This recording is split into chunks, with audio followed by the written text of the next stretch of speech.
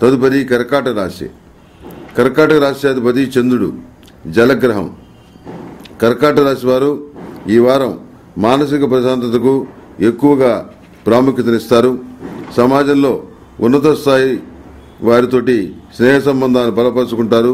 ఒకనొక అనుకూలమైన అధికార పత్రం ద్వారా ప్రత్యక్షంగా గాని పరోక్షంగా గాని లాభపడతారు. స్థిరాస్తి కొనుగోలు వ్యవహారాలు సానుకూలపడతాయి. మీ మాటకు వక్ర భాష్యాలు చెప్పేవారు అధికమవుతారు. దూర ప్రాంత ప్రయాణాలు, ఒకే సమయంలో అనేక పనులను సానుకూలపరచుకోవాల్సి రావటం కష్టతరం అవుతుంది.